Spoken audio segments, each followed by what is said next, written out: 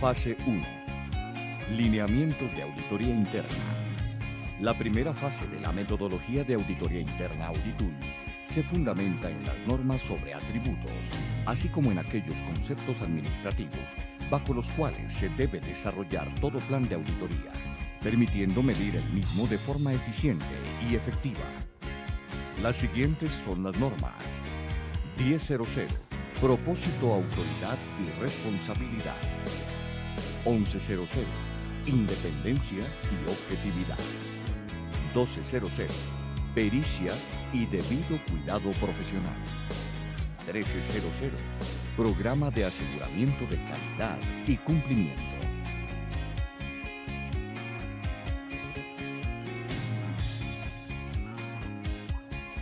(10.00) Propósito, autoridad y responsabilidad. El Estatuto de Auditoría Interna es el documento en el que se formaliza la posición de la función de auditoría interna dentro de la organización, definiendo el propósito, la autoridad y responsabilidad. Lo anterior implica que los miembros de auditoría cuenten con la autorización sin restricción alguna para acceder a la información, el personal y los activos de la compañía, así como el que se defina el alcance de las actividades a desarrollar dentro de los requerimientos que sugiere la práctica profesional de auditoría interna. La aprobación del estatuto debe darse bien sea por la Junta Directiva, el Comité de Auditoría y la Alta Dirección, los cuales como responsables de liderar el sistema de control interno contribuyen con su aprobación al fortalecimiento del mismo, pues contar con una función de auditoría interna independiente fortalece con sus evaluaciones dicho sistema.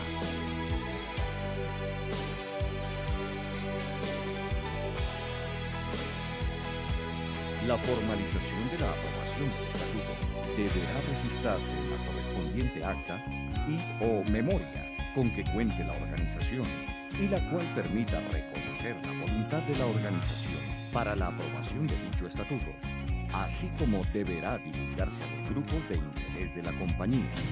El estatuto debe ser revisado periódicamente por el director de auditoría, evaluando si el propósito, autoridad y responsabilidad definidos permiten cumplir con los objetivos propuestos y cambios dentro de la organización, por lo cual dicha revisión, como los resultados de la misma, deberán documentarse y comunicarse a los organismos que participan en su aprobación.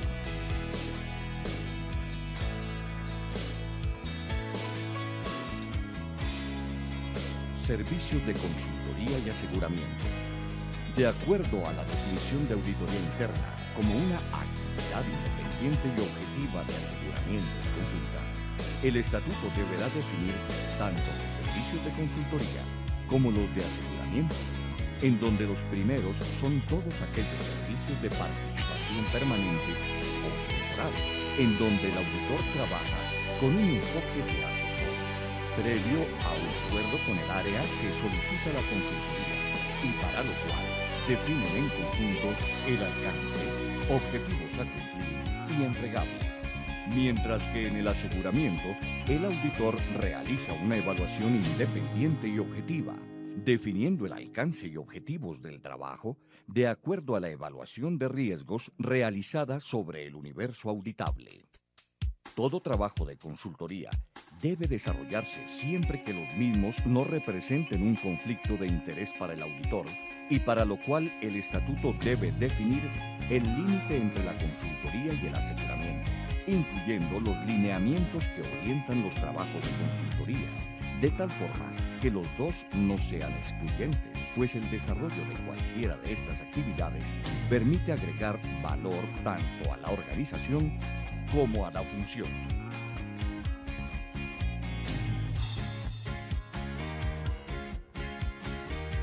(11.00) Independencia y objetividad.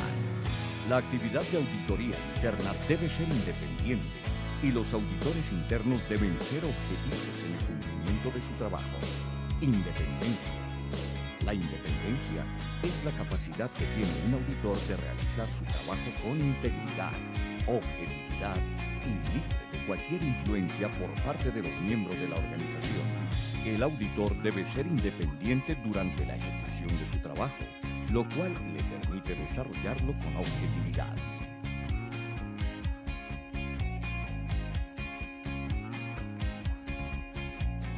La función de auditoría interna debe establecer políticas y procedimientos diseñados para asegurar que tanto la función como el personal que ejecuta el trabajo son totalmente independientes y objetivos. Por lo anterior, se recomienda que por lo menos una vez al año se obtengan confirmaciones por escrito del cumplimiento de sus políticas y procedimientos sobre independencia por parte de todo el personal, conforme a los requisitos de ética relevantes.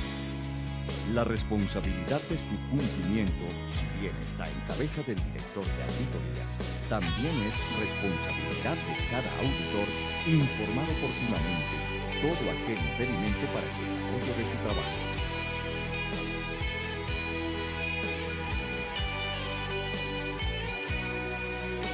Conflictos de interés.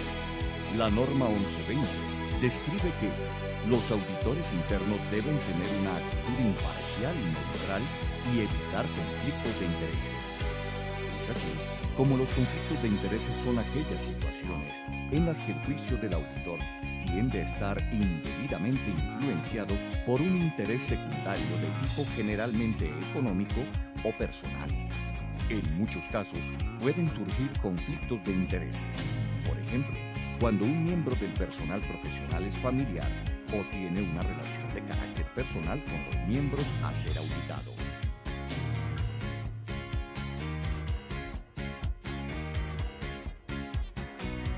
En los casos en donde se identifiquen conflictos de intereses, el auditor debe informar al director de auditoría interna para que se tomen las medidas necesarias para eliminar o reducir cualquier amenaza a la independencia previa comunicación de la misma a las partes.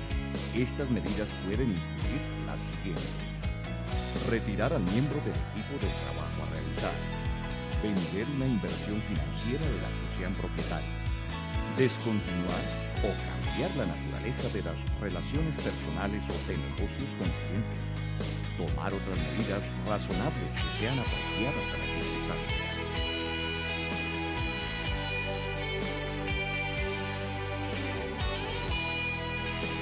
Por otro lado, a la luz de la norma 11, se describe la independencia de la organización como el director ejecutivo de auditoría debe responder ante un nivel jerárquico tal dentro de la organización que permita a la actividad de auditoría interna cumplir con sus responsabilidades. Para el cumplimiento de lo anterior, el estatuto debe definir un reporte funcional y uno administrativo, en donde el primero debe ser al comité de auditoría o el nivel similar equivalente a este, y el cual debe tener la suficiente autoridad en la organización, lo que permite que la labor del auditor se desarrolle independientemente, sometiendo a su aprobación el Estatuto de Auditoría Interna, el Plan Anual de Auditoría, la contratación del director de auditoría interna, entre otros. El reporte administrativo, por su parte, se realiza al área gerencial, director general y o similar, que facilita los elementos para el desarrollo de la función de auditoría, y el cual también debe contar con un nivel de autoridad y de apoyo suficiente para la función dentro de la organización, pero sin influir en sus decisiones. Algunos de los temas en el reporte administrativo son el presupuesto, la información oportuna de los cambios e iniciativas en la organización, las instalaciones, entre otros.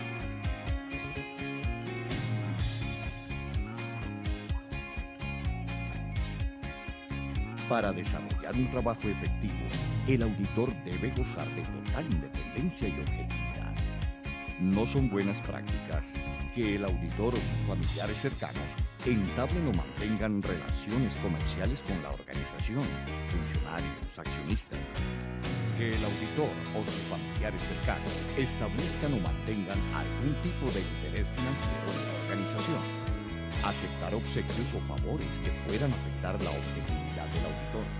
Tener familiares empleados en la organización que puedan tener influencia significativa sobre las áreas que vamos a auditar. Ejemplo, contador. Establecer o mantener algún tipo de relación personal con algún funcionario de las áreas a ser auditadas.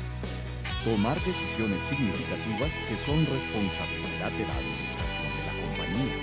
Auditar procesos en los que el auditor fue responsable en el año inmediatamente anterior.